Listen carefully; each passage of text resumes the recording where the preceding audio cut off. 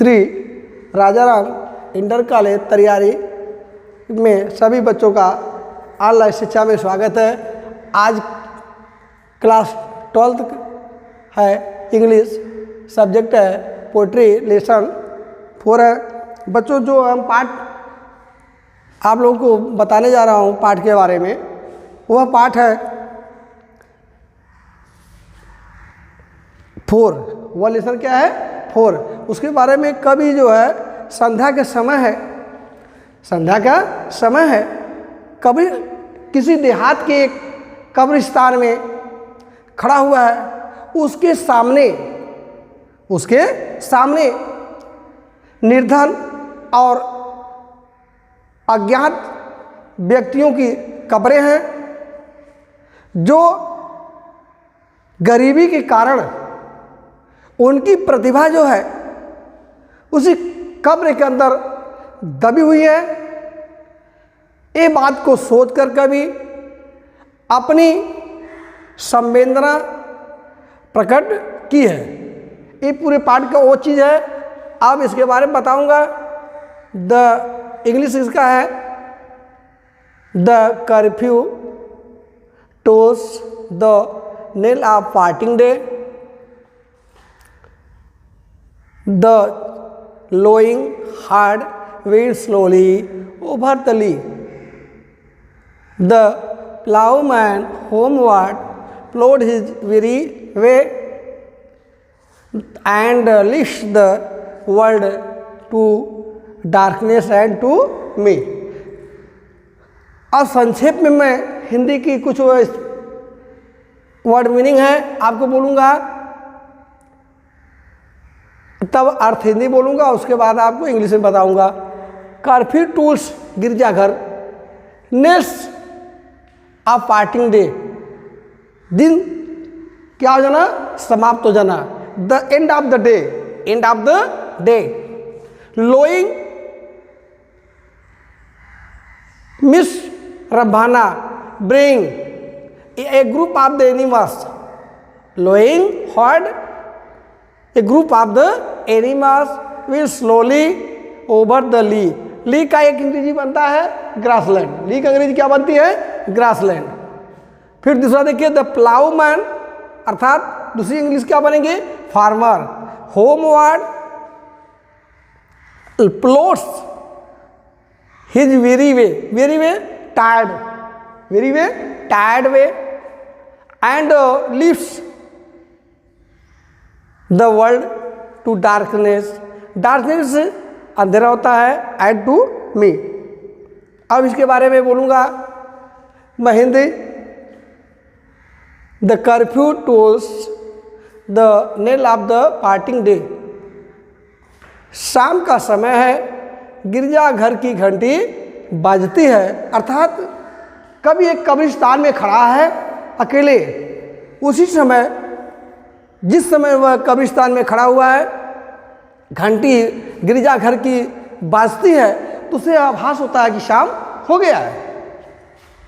उसी आभास के कारण कहता है, कभी अपनी संवेदना से कहता है, लोइंग हार्ट पशुओं का झुंड, लोइंग हार्ट पशुओं का झुंड। इसकी इंग्लिश बनेगी एक ग्रुप ऑफ द एनिमल्स, एक group of the cattles, group of the cattle, पशुओं का झुंड।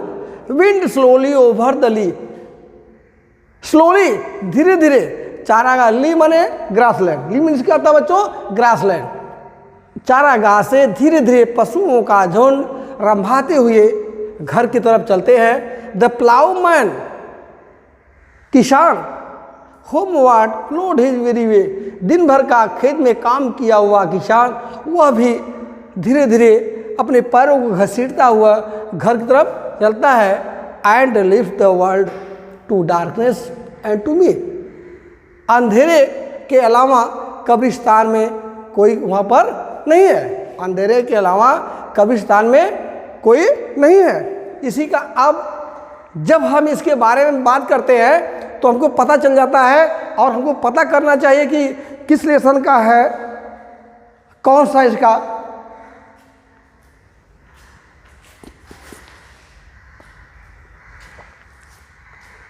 पोएट है। इसके बाद इतना जब समझ लेंगे तब हम रेफरेंस में चलेंगे। किस में चलेंगे बच्चों? रेफरेंस में।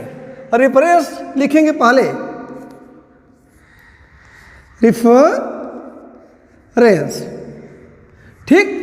अब इसके भाव के अनुसार लिखेंगे पूरा कि कौन सा पार्ट का है, क्या चीज है।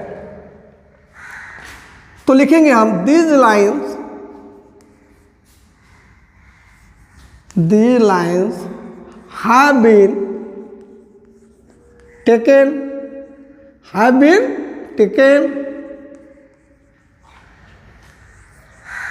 from the poem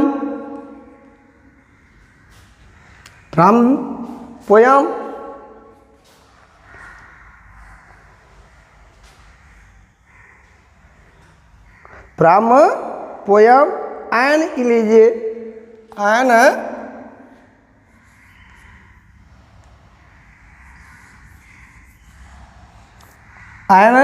elegy written by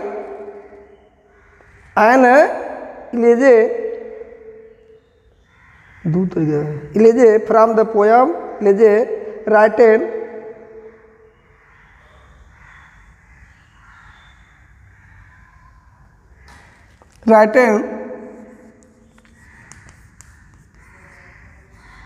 country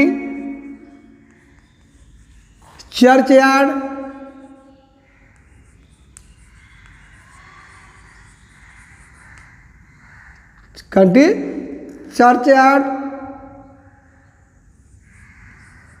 written by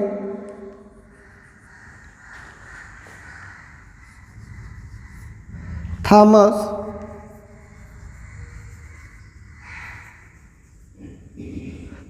carry. क्या है? थॉमस कैरी, थॉमस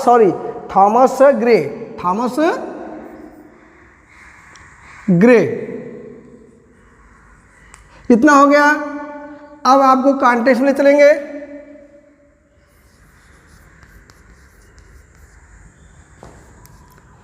कॉन्टेक्स्ट में the poet stand in the country church लिखेंगे। The poet stand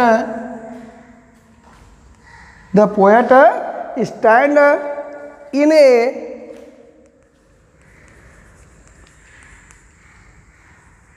country churchyard. Poet stand in the country churchyard. He hears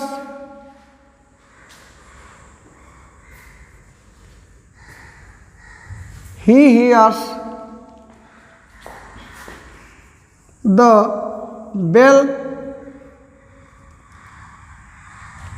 Hearing the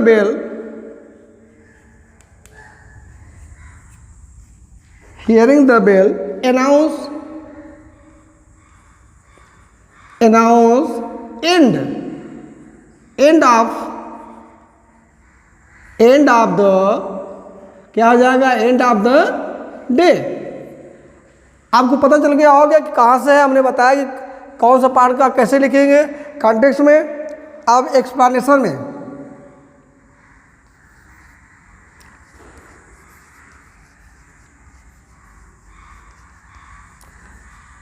व्याख्या में चलेंगे। अब यहाँ चलेंगे, यहाँ से लाइन से द पोएट अपने मन से द पोएट से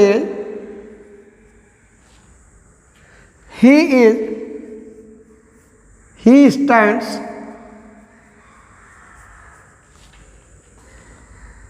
in a country। इसी का होगा। He stand in a country churchyard।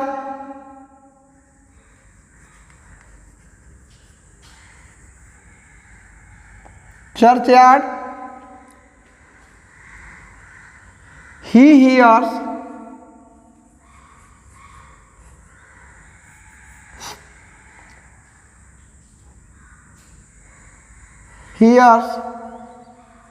the bell ringing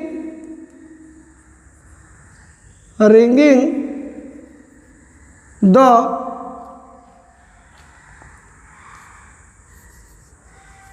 bell announce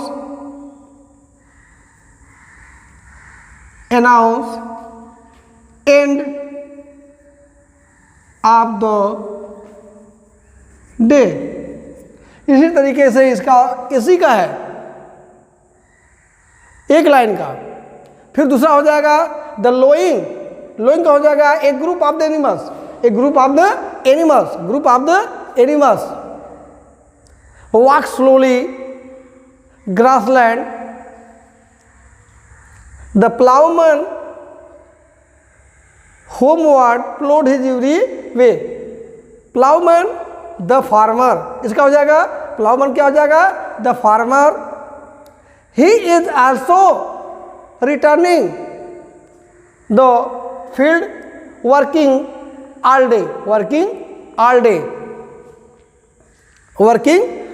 day and leaves the world to the darkness and to me। Poet is alone in the darkness। Any person not hear them, all total person animals all to come back to house। इसका इतना हो गया।